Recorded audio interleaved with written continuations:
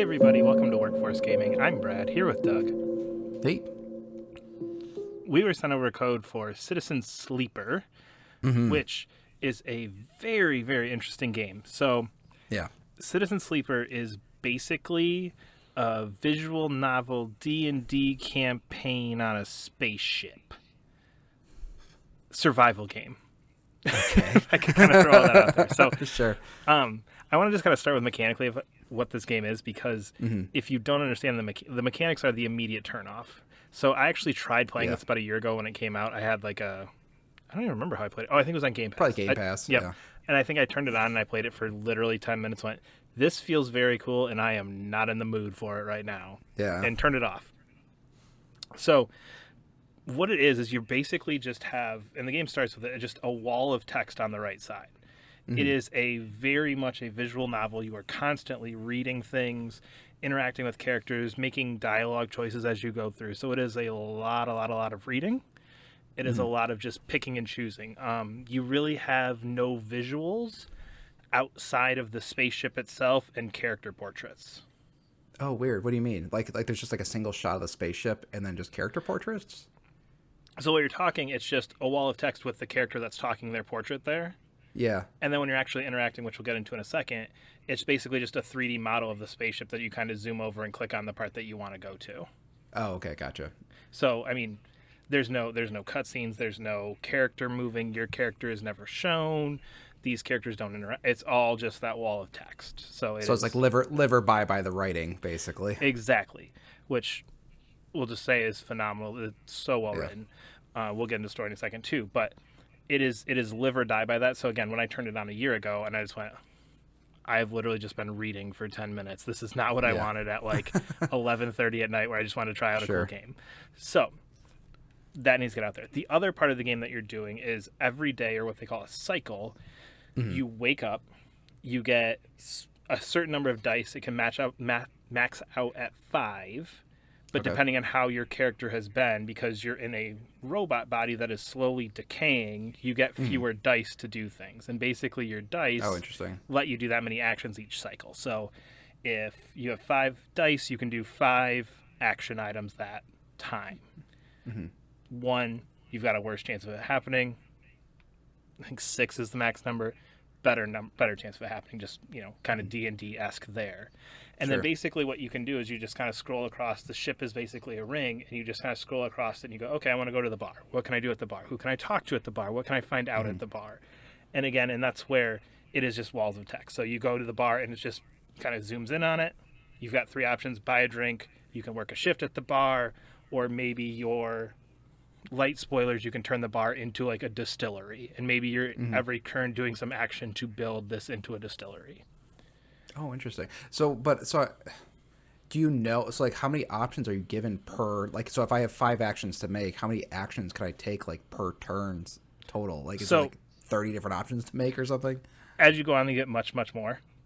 Oh, really? Okay. So like initially you're probably just going to use all of your dice actions to work a shift at the bar to get money. And that's all you're really going to use them for. Or maybe one of the earlier ones is kind of finding some data. Maybe you just do those. By the end, you've probably got 10 to 15 side quests going. Okay, sure. And you've got 5 dice, and a lot of things build. So it's like, okay, you need to do this 5 times in order to get the like story unlocked to do the next step. So it's like, okay, I need to go get scrap. I need to get scrap 5 times, and each one of those is an action dice. Oh, okay. So we haven't really talked about story, but it gets very into like, what do you want to do by the end of this? Initially, it's very clear, like, okay, you're going to go here and talk to this person. Then you're going to go do this. By the end, it's like, I don't know, just pick something and go do it. I don't care. Like, Sure. But then again, so you also, during your turn, you have money. Money spent is not an action dice. You can talk to some certain characters. That's not an action thing. So there are other things you can do. But each cycle maybe takes you somewhere between 3 and 10 minutes, depending on where you're at in the game and what you're trying to do. But every cycle, your body decays. After, it's probably about 20 cycles, you basically get to the point where you're getting no dice. And you get like a dice.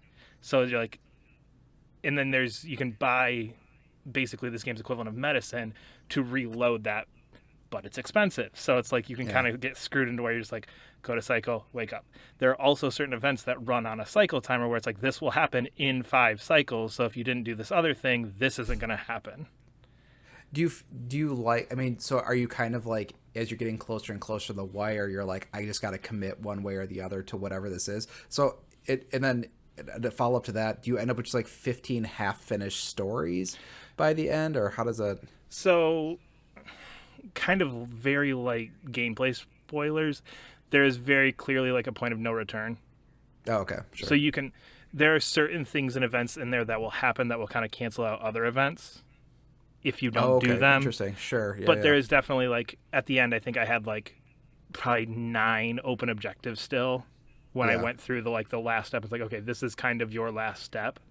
yeah. Once you do that, you can kind of pause there, and it kind of goes, okay, just if you want to go 40 more cycles, just kind of doing some of these cleanup things, you could do that.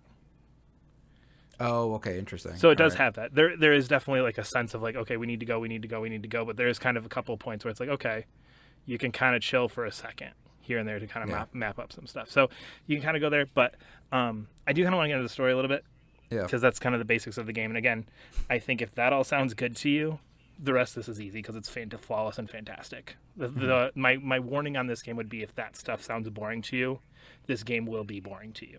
Sure. Yeah, Getting into the story, it is fantastic.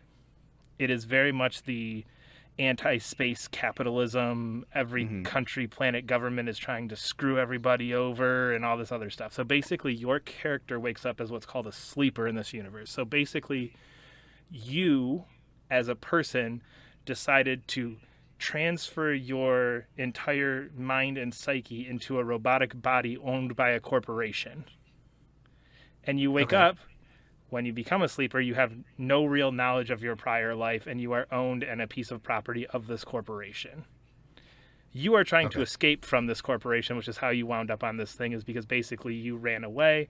And kind of the initial fear is that they are hunting down you to reclaim their property because you have ran away from them. Hmm.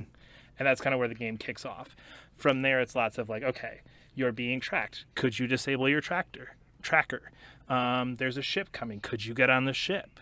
Hmm. There is a person here. Do you want to hire protection from this person? Like, and you kind of Hmm. start to get like these things of like, okay, what do you want to do as you discover this place? Because you've never been to this place, you don't know who Yeah. you are, which kind of gives you that perfect protagonist with no backstory to start with, so you can take it in any direction without really feeling like, oh, that's not what this character would do, because you do have a complete open book here.